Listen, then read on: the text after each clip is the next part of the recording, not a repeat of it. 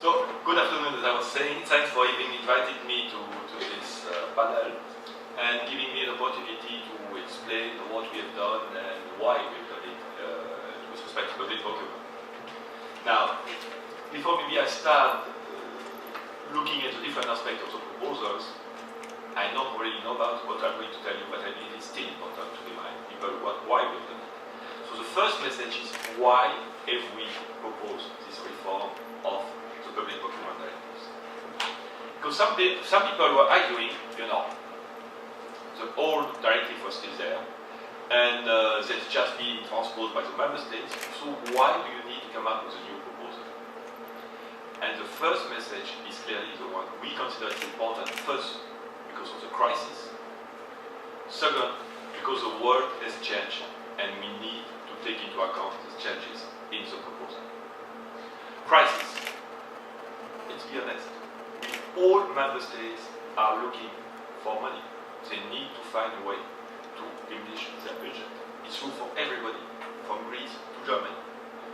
And clearly, when you look at the size of public procurement in all member states, it's important if we can be more efficient in the purchase by public administration. We estimate that roughly it's about 19% of the total GDP, 19% of the total European GDP is public procurement. Imagine that we are able to reduce the cost of public procurement by 10%. It's a lot of money which is saved every day for taxpayers. So it's simply not the wish of the Commission, it's a need. We need to move on this if we want simply to be more efficient in Europe. That's the first aspect. The second reason why we have made this proposal is, as I say, because the world has changed. Environment is becoming a priority. Social aspects. We need also to have innovation.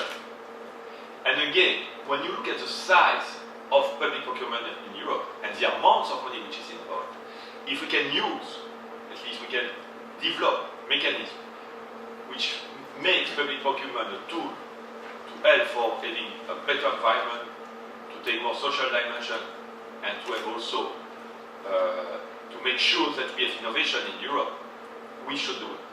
And again, we have no excuse for not doing it. So another reason why we've made this proposal is, as I say, is basically we want to take into account new preoccupations, new objectives, besides, of course, the best value for money, which is remains something very important. So that's something on which we need to do that. And I would like to move directly on an important issue. If we want these benefits to be there, we cannot wait forever. We need to deliver on the text. We need member states to apply this text, and we need the text to become a reality for all public entities, all contracting entities in Europe, but also for all companies.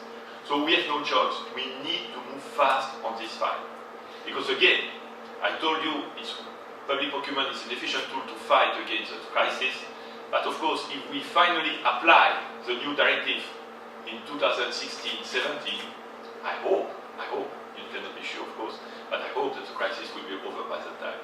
So we need to move fast on this file, and that's the message I would like to convey to everybody, to the Parliament also, because I believe that's important. I'm not saying the Parliament is not moving fast, but still, we need to make sure that we deliver on time. Now, when we talk about the public procurement directives and the reform and modernising EU procurement rules, actually it's not one proposal, it's three proposals, as you probably know. We have the reform of the public procurement legislation, we have a text on the concession, and we have a third element, which is an instrument with respect to third country. Now, I will spend, of course, more time on the reform of the public procurement rules, even though I'm sure that you have already heard a lot about it, and I will come back to it. Concession. Concession, we believe, is an important element of our triptych. Why? Because concessions are a reality in all member states. Even, sometimes people don't know that they do concession. But basically, we have concession in all 27 member states. And it will be even more true in the future. Because if you have less activities which are performed by the member state, by the public administration, these activities will be performed by private companies, by private stakeholders, and you need a mechanism to make sure that these private stakeholders are chosen without infringing any key principles. So the concession proposal is important and will be even more important in the future. What we want to achieve with the concession proposal is basically having a level playing field in all 27 member states to 28 member states. Why? Simply because in some member states you have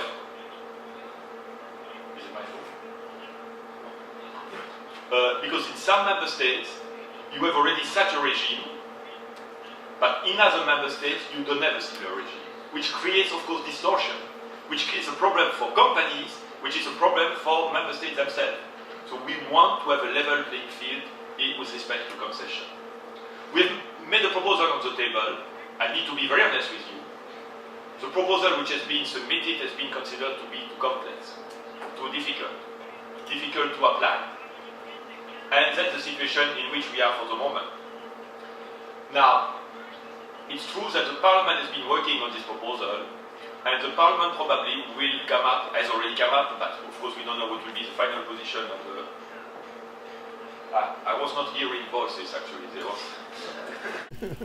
I had the feeling suddenly, a voice was out of... sorry for that. And the Parliament is now discussing a report which aims to simplify the Commission proposal. We have to see what will be, of course, the final text which will be proposed by the Parliament, which will be possibly accepted by the Council and by the Commission.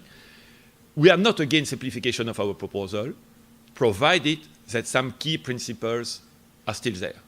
Because, of course, we cannot end up with an empty text. Because if we have an empty text, we don't reach what we want to have, which is a level playing field among the 27 member states. So concessions is important. We don't need to overburden the task on the member states and the difficulties. We don't need to create administrative barrier for the member states, but still, we need to have a text on that issue. The third aspect is probably the one which has been most criticized, which is the relationship between Europe and the rest of the world. Now, it has been presented, it's still being presented as a protectionist instrument. But actually, as my commissioner says, it's not protectionist at all. It's not, we don't want to build fortress Europe. We don't want to close our market. What we want is not closing Europe, it's opening third countries' market. And the fact is that if we don't have some tools, some instruments to force countries like China, even the US, Japan, all these countries to open their public procurement market, at the end of the day, our market will be open to their companies, while their market will be closed to our companies. So we really have the feeling that we need to have something which basically would give us a tool, a means of pressure to make sure that these third countries' markets are open. Now, again, to be very transparent and very honest with you, we talk a lot about transparency in the public procurement field.